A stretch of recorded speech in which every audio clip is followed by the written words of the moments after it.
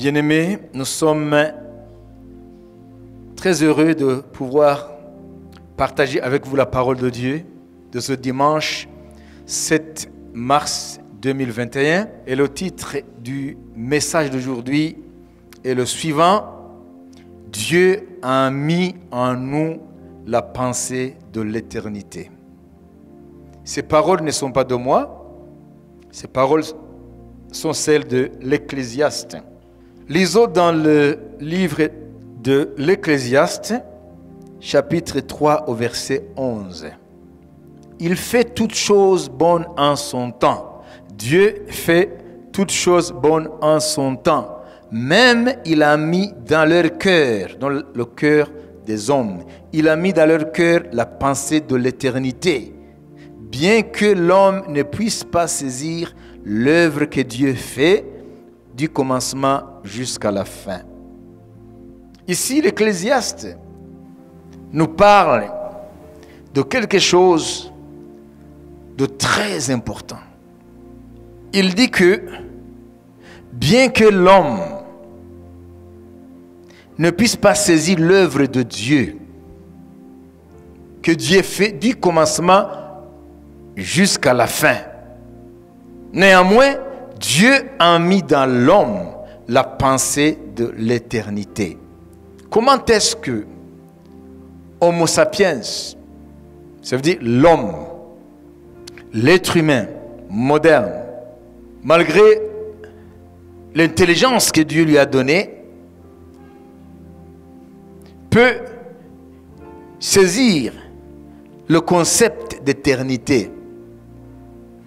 Vous savez, nous sommes des êtres finis. Nous vivons la finitude parce que nous sommes limités dans le temps. Dans notre corps physique, nous vivons dans le temps et dans l'espace. Mais Dieu,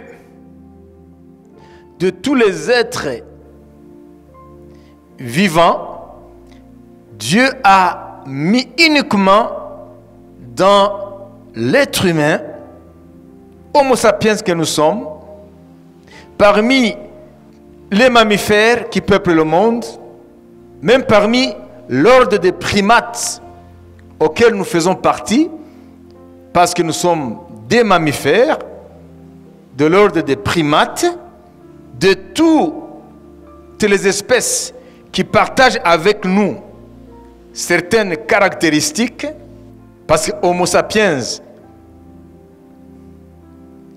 fait partie des mammifères et aussi il fait partie des primates, comme les singes. Mais Dieu a mis dans Homo sapiens, l'homme que nous sommes, il a mis en nous la pensée de l'éternité.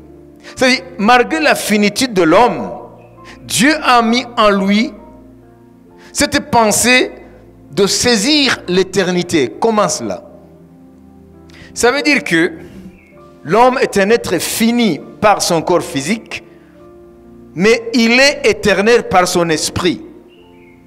C'est pour cela que nous ne vivons pas comme si nous sommes appelés à vivre moins d'un siècle. C'est-à-dire, l'homme, il fait des projets, il se projette dans l'avenir, parce qu'en lui, Dieu a mis la pensée de l'éternité. Il y a une pensée en lui qui lui dit qu'il sera toujours là. Et si nous perdons cette espérance d'être toujours là, éternellement, cela affecterait notre vie de tous les jours.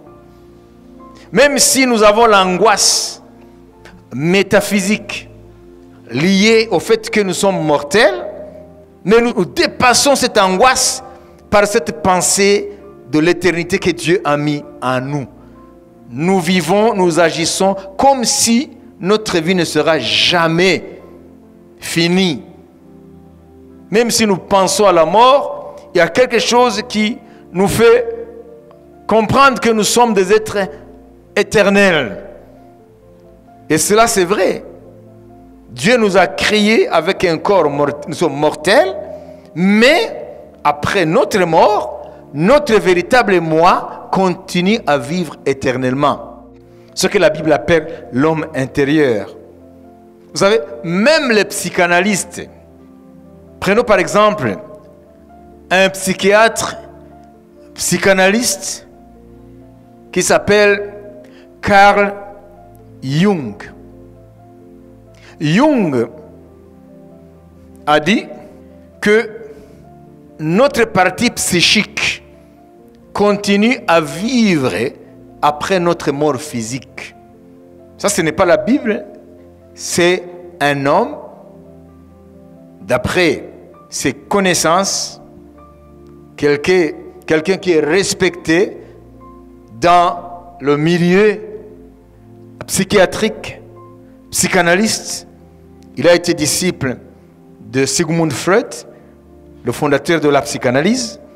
Il dit que l'être psychique, de par des expériences qu'ils ont, Jung affirme que la partie psychique de l'homme continue à vivre après la mort de l'homme. Voilà, donc Dieu a mis en nous la pensée de l'éternité. Pourquoi? C'est pour que nous puissions savoir que nous ne sommes pas créés comme les autres êtres vivants. Par notre corps, nous appartenons au règne animal. C'est pour cela que nous faisons partie des mammifères. Nous faisons partie des primates. Mais par notre esprit, nous dépassons ce monde animal. Malheureusement, la plupart d'entre nous vivent comme si la somme de leur vie s'arrête à leur mort. Quoique dans leur cœur, Dieu a mis la pensée de l'éternité. Mais lorsqu'ils agissent, ils ne tiennent pas compte de cette pensée d'éternité que Dieu a mise en eux. Ça veut dire que lorsque Dieu a mis en nous la pensée de l'éternité, bien que nous ne puissions pas saisir tout ce que Dieu fait du commencement à la fin, parce que nous sommes des êtres finis, mais avec une pensée de l'éternité en nous, nous pouvons néanmoins, en intégrant la parole de Dieu en nous, en acceptant la parole de Dieu en nous, en acceptant l'évangile de Jésus-Christ, en recevant l'Esprit de Dieu, nous pouvons aussi saisir l'œuvre de Dieu, même si nous ne puissions pas la saisir du début à la fin, du commencement à la fin, mais nous pouvons avoir une perception spirituelle de ce que Dieu fait. C'est pour cela que la Bible nous dit que Jésus, dans sa parole, dans l'évangile de Jean, il a dit « Mon Père agit et moi j'agis jusqu'à présent ». Ça veut dire qu'aujourd'hui, l'homme peut saisir les réalités de l'action de Dieu dans l'histoire, dans la vie des hommes. Mais pour cela, il faut intégrer la parole de Dieu. Parce que la Bible nous dit que l'homme, à cause de la chute d'Adam, le premier homme, dans le péché, l'homme a perdu sa vision spirituelle. Il a perdu la vision spirituelle. L'homme est devenu aveugle spirituellement. L'homme a perdu ce qu'il avait avant la chute. Ça veut dire le contact avec le divin, avec le Créateur. Mais Jésus est venu rétablir cette relation avec Dieu et par voie de conséquence restaurer l'homme intérieur, la structure intérieure de l'homme. Donc aujourd'hui, il faut que tu comprennes que malgré que l'homme soit un être fini par sa mort physique, néanmoins, son être intérieur continuera à vivre éternellement. Et c'est pour cette raison que Jésus est venu nous racheter.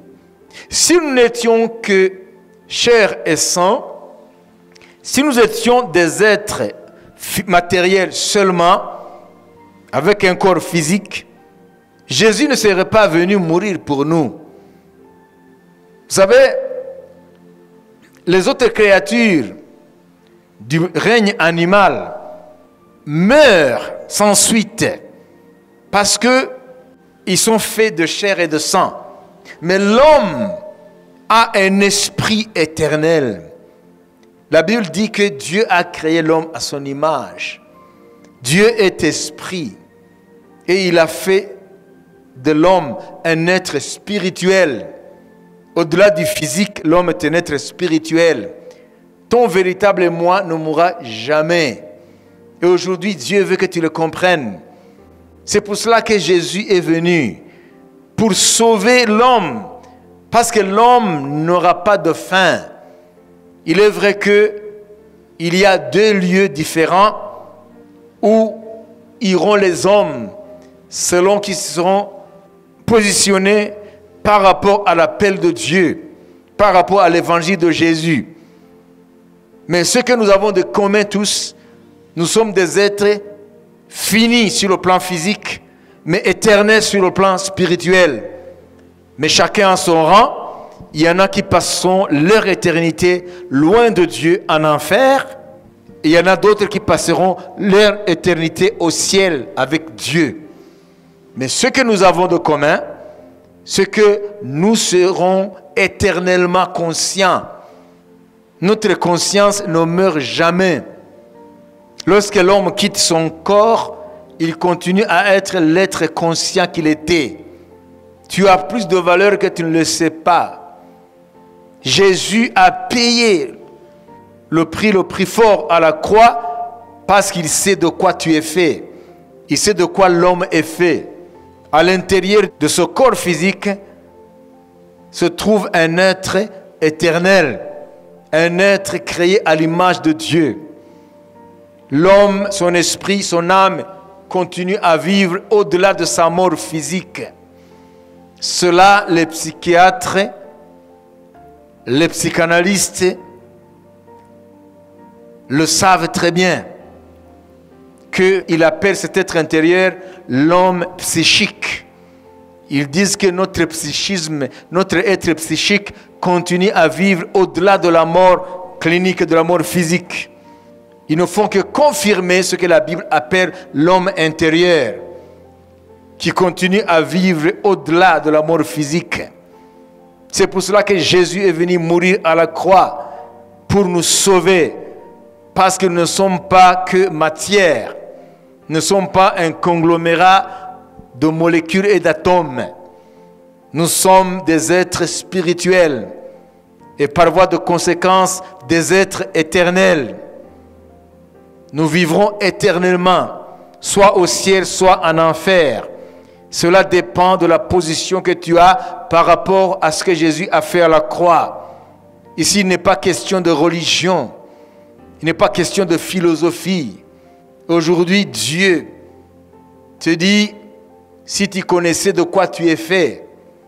Vous savez, dans l'ancienne Grèce, au temple de la Pythie, ça veut dire l'une des déesses de l'ancienne Grèce, c'était écrit cette phrase, connais-toi toi-même, qu'on attribue à Socrate. Ça veut dire, l'homme, s'il se connaissait, là, il comprendrait que Dieu l'a élevé à un rang supérieur aux autres êtres vivants. Dieu a créé l'homme à son image. L'homme est un être infini sur le plan spirituel, mais il est fini sur le plan physique, c'est-à-dire son corps mortel.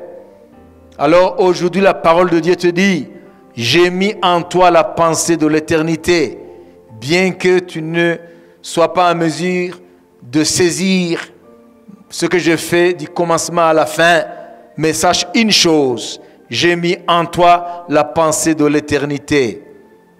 Le philosophe allemand Arthur Schopenhauer a dit, l'homme est un animal métaphysique. Ça veut dire que l'homme, Dieu lui a doté des facultés de saisir les réalités au-delà du réel, au-delà du visible. Dieu a doté l'homme de capacités intérieures afin de pouvoir saisir ce que ses sens physiques ne peuvent pas saisir. L'homme a un sixième sens que le diable a étouffé. L'homme a la capacité de saisir les réalités au-delà du physique. Voilà pourquoi la parole de Dieu dit « J'ai mis dans l'homme la pensée de l'éternité ». Vous voyez que même le savoir profane affirme, atteste ce que Dieu dit dans sa parole. L'homme peut saisir les réalités au-delà du physique. Parce qu'en lui, Dieu a mis la pensée de l'éternité. Alors mon frère, ma soeur, la parole de Dieu nous dit aujourd'hui que nous ne sommes pas que matière. Nous avons à l'intérieur de notre corps un être éternel, un être spirituel. Notre âme est immatérielle. Ça veut dire nous vivrons éternellement. Notre âme survivra à la mort de notre corps physique. Et cela va nous amener à cette conclusion. Nous ne devons plus vivre comme des animaux. Nous ne devons plus vivre comme des hommes mortels.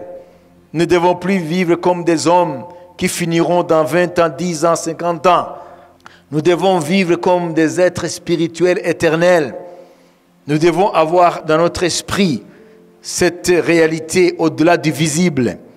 Nous avons la capacité de connaître Dieu par son esprit qu'il a mis en nous et par sa parole. Bien que la chute nous a fait perdre cette relation avec Dieu, mais en Jésus-Christ, Jésus a tout fait. Il a jeté le pont entre l'homme déchu et son Créateur. La relation est possible aujourd'hui entre l'homme pécheur, l'homme déchu avec le Dieu Créateur. Et je terminerai en disant, il est grand temps de te connaître, mon frère, ma sœur, tel que Dieu le révèle dans sa parole. Non pas seulement tel que les hommes de science ou les philosophes ou les hommes dotés d'un savoir supérieur nous disent. Mais aujourd'hui, Dieu nous dit lui-même, notre Créateur, qu'il a mis en nous la pensée de l'éternité. Ça veut dire que nous pouvons saisir ce qui est au-delà de ce que nos sens peuvent nous offrir.